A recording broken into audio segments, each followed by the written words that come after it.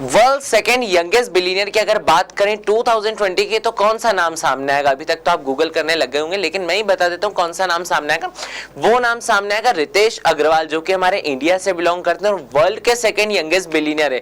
तो आप सोच रहे होंगे रितेश अग्रवाल कौन है? बहुत सारे लोग नाम सुन के पहचान गए होंगे, लेकिन बहुत सारे लोग जो नहीं पहचाने उन्हें मैं बता देता हूँ। ये है ओयो रूम्स के फाउंडर। अगर आप अभी भी देखते हैं, किसी भी सिटी में जाते हैं, कहीं भी ट्रैवलिंग करते हैं, तो मुझे नहीं लगता कि आपने ओयो की सर्विसेज आज तक नहीं ली होगी। हम जिस भी सिटी में जाते हैं, वरना एक दौर हुआ करता था जब हम यहाँ से कहीं भी सिटी में जाते थे और जैसे हम रेलवे स्टेशन पे, जैसे हम एयरपोर्ट पे लैंड किया करते थे, तो सबसे पहले वहाँ कुछ टैक्सी वाले हमारे पास में आया करते थे और कहते थे सर आप बताइए, हम आपको पास के होटल लेके चलते हैं। और फिर आपको वहाँ जाके होटल देखना पड़ता था, आपको होटल के प्राइस पूछने पड़ते थे और देन आप उस होटल में स्टे करते थे। प्राइस भी बहुत ज्यादा ऊपर हुआ करते थे और देन आपको इतनी ज्यादा अच्छी सर्विसेज भी नहीं मिलती थी। पर अगर हम बात करें ओयो की, तो बहुत ज्यादा अच्छी सर्विसेज कम दामों में प्रोवाइड करवाने लग गए।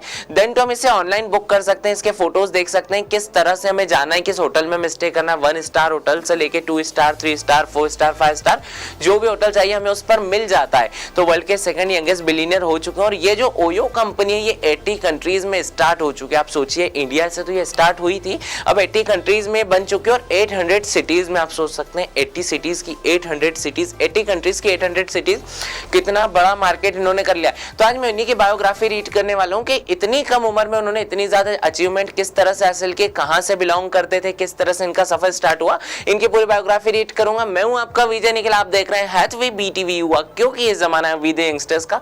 और इस सफर को शुरू करने से पहले सबसे पहले हमें बात करनी पड़ेगी रितेश अग्रवाल जी के बचपन की। इनका बचपन कैसा रहा, आइए देखते हैं। 16 नवंबर 1993 को इनका जन्म हुआ और अगर आप 1993 से भी काउंट करो तो अभी सिर्फ 27 इयर्स के, मतलब 27 बरस का लड़का है और उसके बाद भी इतनी सारी अचीवमेंट इन्होंने हासिल कर लिए। अब मैं बताता हूँ किस सिटी में पैदा हुए थे। ये उड़ीसा सिटी में पैदा हुए, जहाँ रायगढ़ डिस्ट्रिक्ट में इनका जन्म हुआ।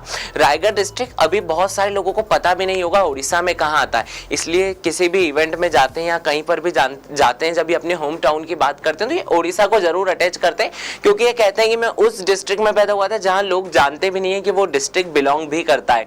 तो ये वहां पर पैदा हुए। बचपन से इनका इंटरेस्ट पढ़ाई में तो था ही। इनके जो मदर थी वो हाउसवाइफ थी और पापा जो थे, फादर जो थे, वो एक टेक्सटाइल कंपनी में काम करते थे। तो इनका बिजनेस कोई ऐसा ज्यादा बड़ा नहीं था, कोई ब्रॉड बिजनेस नहीं था। इनके एक ब्रदर थे और एक इनकी सिस्टर थी, जो कि दोनों ही अच्छी पढ़ाई में भी उनका भी बहुत ज्यादा ध्यान था और इनकी जो फैमिली थी वो एजुकेशन पे बड़ी ध्यान देती थी। इन्हें कहा गया था कि आप अच्छी एजुकेशन हासिल कीजिए, अच्छे से पढ़ाई कीजिए, तो आपको लाइफ में बहुत सारी अचीवमेंट मिलेगी। बचपन में ये भी अपनी पढ़ाई में बहुत ज्यादा ध्यान दिया करते थे। 4th क्लास में इन्होंने एक वर्ड सुना था, दैट इज एंटरप्रेन्योर। सो जब इन्होंने एंटरप्रेन्योर सुना तो इन्हें ये वर्ड जो था बहुत अच्छा लगा। 4th क्लास में तो किसी को भी क्या ही नॉलेज होगा कि एंटरप्रेन्योर क्या होता है, पर ये 4th क्लास से ना सभी को बोलने लगे कि मुझे लाइफ में एंटरप्रेन्योर बनना है, मुझे लाइफ में एंटरप्रेन्योर बनना है। जब स्कूल में जैसे कितनी बार होता है ना, टीचर जब एक सेशन लेती है तो कहती है कि आप सभी बताइए आपको आपकी लाइफ में क्या अचीव करना है। तो ये बचपन से बोलने लग गए कि मुझे तो एंटरप्रेन्योर बनना है, मुझे तो एंटरप्रेन्योर बनना है। तो सभी इनसे पूछते थे कि आपको एंटरप्रेन्योर का मतलब पता है? तो एक सैसी सा वर्ड होता है ना, तो इन्हें से वर्ड बहुत ज्यादा पसंद था और इन्हें एंटरप्रेन्योर का मतलब भी पता था कि कुछ बिजनेस करना। अब क्या बिजनेस करना ये तो इनके माइंड में नहीं था। ये धीरे धीरे अपनी पढ़ाई को कंप्लीट करते गए। वहीं इन्होंने यहाँ पर कंप्यूटर में भी बहुत ज्यादा इन्हें इंटरेस्ट था। आई थिंक ये भी चीज जो है ओयो बनने के बाद और इनकी कंपनी स्टार्ट होने का जिन्हें बहुत ज्यादा काम में, इन्होंने C++ पहले ही सीख लिया था, जावा पहले ही सीख लिया था, तो इन्होंने कोडिंग वगैरह सीख के रखी थी। कंप्यूटर में इंटरेस्ट था। अब यहाँ पे इन्होंने 10th कंप्लीट की, 12th कंप्लीट की, इन्होंने अपने डिस्ट्रिक्ट से ही कंप्लीट की। 12th करने के बाद इनके फादर ने कहा कि अब तुम्हें इंजीनियरिंग करनी चाहिए, क्योंकि इनकी जो सिस्टर थी और इनके जो ब्रदर थे वो भी इंजीनियरिंग फील्ड से ही बिलोंग करते थे। सो इन्होंने कहा कि ठीक है पापा, आप जैसा भी कहते हैं मैं वो आगे स्टार्ट करता हूँ। बट जो बचपन की चीज थी, एंटरप्रेन्योर मुझे बनना है, वो एक माइंड में सेट थी। बट फादर ने कहा था कि क्योंकि इंजीनियरिंग करनी है तो इन्हें इंजीनियरिंग करनी पड़ी। सो ये यहाँ अपने डिस्ट्रिक्ट से चले गए कोटा। कोटा में इन्होंने अपनी इंजीनियरिंग करना स्टार्ट की। बट बहुत ही कम उम्र के थे ना, जब से इन्हें एंटरप्रेन्योर बनना था, तो ये एंटरप्रेन्योर के बारे में सर्च करते रहते थे कि एंटरप्रेन्योर किस तरह से रहते हैं, इनके माइंड किस तरह से होते हैं, एंटरप्रेन्योर अपनी लाइफ में क्या क्या अचीव करना रहता है। सो ये क्या करते थे, जब ये कोटा में इंजीनियरिंग करने लगे थे ना, तो ये अपने ना दिल्ली जाया करते थे वीकेंड्स पे, और जहाँ मीटिंग्स हुआ करती थी एंटरप्रेन्योर्स की, वहां जाकर बैठा करते थे, सिर्फ उन्हें सुना करते थे, उनके कॉन्सर्ट सुना करते थे, वो जब अपनी स्पीच दिया करते जब सुना करते थे, और एक उनके माइंड प्रोसेस जानते थे कि बिजनेस आइडियाज किस तरह से लगाते हैं। सो अभी इन्होंने सिर्फ एंटरप्रेन्योर्स को सुनना स्टार्ट किया था। अब इन्हें लाइफ में बहुत सारी चीजें अचीव करना थी, पर इनके माइंड में एक चीज थी कि जब भी ये दिल्ली जाते हैं कोटा से, जब क्योंकि कोटा में एजुकेशन कर रहे हैं, दिल्ली एंटरप्रेन्योर्स को सुनने जाते हैं, तो इन्हें बहुत ज्यादा दिक्कत आया करती थी होटल्स को ढूंढने में। जैसा मैंने स्टार्टिंग में ही कहा कि आज से एक टाइम पहले हुआ करता था, हम किसी भी सिटी में जाते थे तो हमें होटल्स वहां पर जाके ढूंढने पड़ते थे और फिर उसके जो भी सर्विसेज हो हमें वहां पर स्टार्ट करनी पड़ती है, हमें वहां पर रहना पड़ता था क्योंकि हमारे पास दूसरे ऑप्शन नहीं हुआ करते थे। तो इन्होंने एक माइंड थॉट लगाया कि क्यों ना मैं ना लोगों को जगह प्रोवाइड करवाऊं कि वो अगर किसी सिटी में जाते हैं तो वहां किस तरह से मैं उन्हें जगह प्रोवाइड करवाऊं। सो ये सिर्फ इनका एक माइंड थॉट आया जब ये अपने कॉलेज में पढ़ ही रहे थे, कॉलेज का फर्स्ट ईयर कंप्लीट ही कर रहे थे। ये माइंड थॉट आने के बाद उनके साथ क्या क्या हुआ आइए देखते हैं। इनके मन में माइंड थॉट आ चुका था कि अब मुझे ऐसा कुछ स्टार्ट करना है। ये महज 17 साल के थे। आप सोचिए 17 साल के इंसान से अगर वो किसी बिजनेस की डील आपसे करने आएंगे तो आप उन्हें किस तरह से हैंडल करेंगे। अब माइंड में एक थॉट आ चुका था कि लोगों को स्टे कराने के लिए एक जगह देनी पड़ेगी, लेकिन अभी तक ये पढ़ाई कर रहे थे, इनके बिजनेस का कोई माइंड में ऐसा था नहीं, फैमिली ने ऐसा कुछ सपोर्ट किया नहीं। इन्होंने फैमिली के सामने प्रस्ताव रखा था कि मैं बिजनेस करना चाहता हूँ, तो उन्होंने सोचा पैसा कहाँ से लाओगे आप इतना सारा। तो इन्होंने कहा कि मैं उसके लिए कुछ जुगाड़ करता हूँ, कुछ ट्राई करता हूँ कि अगर मेरे पास कुछ हो जाता है तो मैं इस अचीवमेंट को अपनी आगे बढ़ाऊंगा। मैंने ऐसा आइडिया सोचा है। तो ये अपने आइडिया के लिए खोज करने लगे। इन्होंने एक मूवी देखी थी द सोशल नेटवर्क, जो कि मार्क ज़करबर्ग की बायोग्राफी के ऊपर है। उनकी पूरी लाइफस्टाइल दिखाई गई है, उनकी पूरी जर्नी दिखाई गई है। तो इन्होंने देखा कि वहां पर जो रहता है बड़ी बड़ी कंपनीज इन्वेस्टमेंट करती है अगर आप कुछ आइडिया उन्हें प्रेजेंट करते हैं। तो इनके पास एक माइंड थॉट आया कि क्यों ना मैं किसी कंपनी में अप्लाई करूं जो मुझे कुछ इन्वेस्टमेंट दे। तो एक कंपनी का नाम है द थिल फेलोशिप। इन्होंने वहां अप्लाई किया कि मुझे कुछ इन्वेस्टमेंट प्लान है मेरे पास, अगर आप कुछ इन्वेस्ट कर सकते हो तो मैं मेरी अचीवमेंट को आगे बढ़ाऊं, मैंने जो माइंड थॉट रखा है वो मैं आपके सामने प्रेजेंट करूं। वो जो द थिल फेलोशिप थे, अभी तक इसने किसी भी एशियन के बंदे को नहीं लिया था। ये एशिया के से फर्स्ट बंदे थे जिन्हें सिलेक्ट किया गया। ये अपना प्रस्ताव लेके वहां पर गए। उन्होंने कहा कि मुझे लोगों के स्टे के लिए एक जगह ढूंढनी है, लोगों से मैं जगह जिनके पास बहुत सारी जगह है, जिनके पास बहुत सारी लैंड है। क्योंकि पहले के टाइम में क्या हुआ करता था, लोग जब इन्वेस्टमेंट करना होता था किसी भी प्रॉपर्टी में इन्वेस्ट करते थे और जब उसकी एक अच्छी लागत मिलती थी, उसके अच्छे ज्यादा पैसे मिला करते थे, तो उस टाइम आने पे उसे बेच दिया करते थे। तो इन्होंने सोचा कि क्यों ना हम उस जगह का जब तक हम यूज कर सकते हैं, जो भी किस सिटी में जा रहा है। जैसे मैंने आपको स्टार्टिंग में बताया कि कंप्यूटर का इनका बचपन का इंटरेस्ट था, ये कोडिंग करना सीख चुके थे। तो इनका एक माइंड थॉट था कि एक सॉफ्टवेयर डेवलप करें, एक साइट डेवलप करें जिसपे लोग जाके सर्च कर सकें कि हम आसपास किस जगह पर रुक सकते हैं और ये लोगों से बात करके डायरेक्टली उस कंपनी को स्टार्ट करें। द थिल फेलोशिप में जैसे इन्होंने इन्वेस्टमेंट प्लान रखा तो इन्होंने कहा कि आपको आपकी जो है एजुकेशन छोड़नी पड़ेगी। ये जो द थिल फेलोशिप है ये यंग एंटरप्रेन्योर्स को पैसे तो देती है, लेकिन कहती है कि आपको जो है आपकी सारी चीजें छोड़ के उस बिजनेस में इन्वॉल्व होना पड़ेगा। अब इनके लिए एक और टफेस्ट टास्क स्टार्ट हो चुका था कि अब मुझे घर वालों को कन्विंस करना है, फैमिली को कन्विंस करना है कि वो मेरी पढ़ाई छुड़वा दे और मैं इस बिजनेस में इन्वॉल्व हो पाऊं। तो इन्होंने सबसे पहले अपने घर वालों के सामने प्रस्ताव रखा, तो घर वाले तो बिल्कुल अगेंस्ट में चले गए कि आपको अभी के टाइम पे पढ़ाई नहीं छोड़नी चाहिए। पर इन्होंने रिक्वेस्ट की तो घर वालों ने कहा कि जैसे आपकी इच्छा वैसा करो।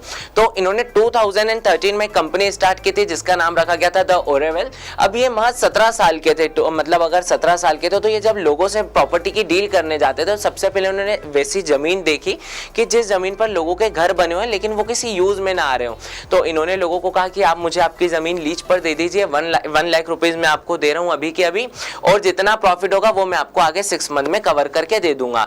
तो सबसे पहले तो लोग इनके साथ बिजनेस करने से डर भी रहे थे। क्यों? क्योंकि अभी ये 17 साल के, ये बिजनेस में लॉस हो जाएगा तो आगे कौन बेयर करेगा। कई लोगों ने इनका फायदा उठाने की सोची कि अभी बहुत छोटे हैं, क्यों ना हम इनसे पैसे ले लिए जाए।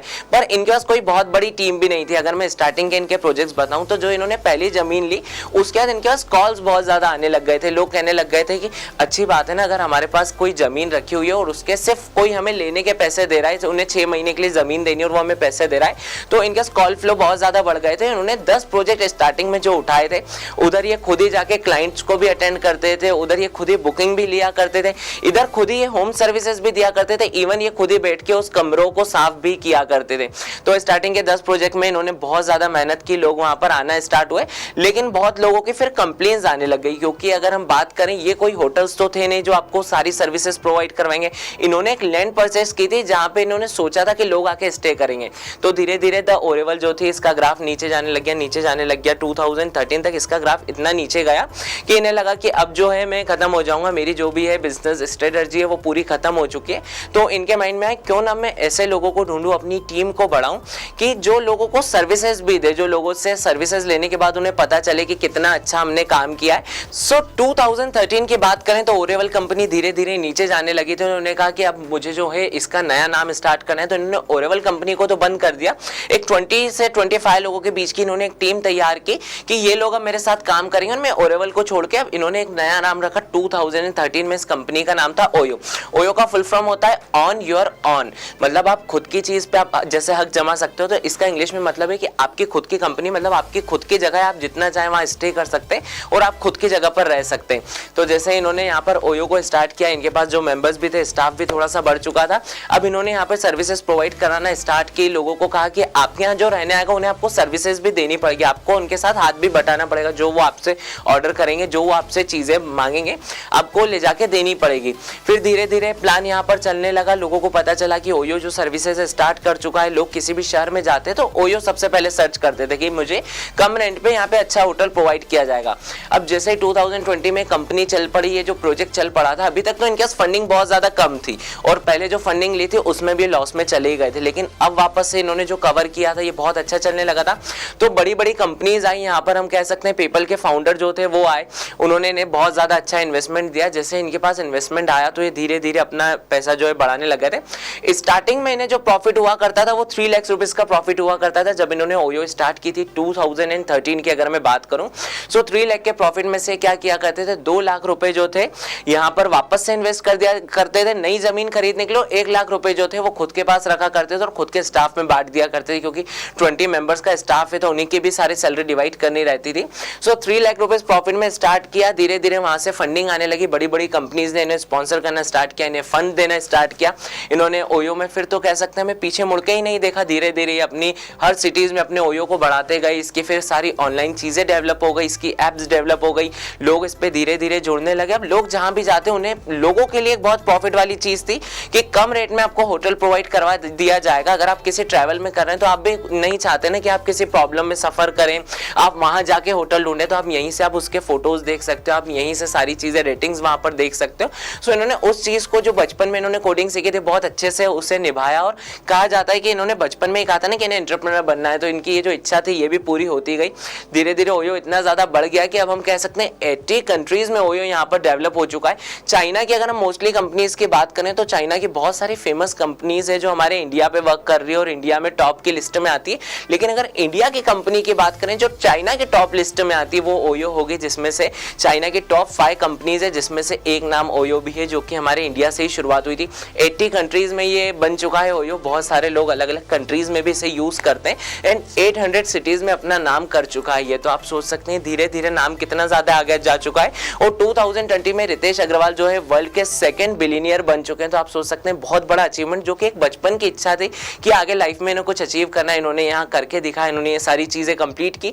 सो ये पूरी बायोग्राफी थी रितेश अग्रवाल जी की, जो कि अभी ओयो के मालिक है और ओयो के फाउंडर भी हैं, जिनकी वजह से हम जैसे बहुत सारे लोगों को बहुत सारी अच्छी अच्छी सर्विसेज प्रोवाइड हो रही है। तो मैंने इनकी बायोग्राफी पूरी रीड कर दी है।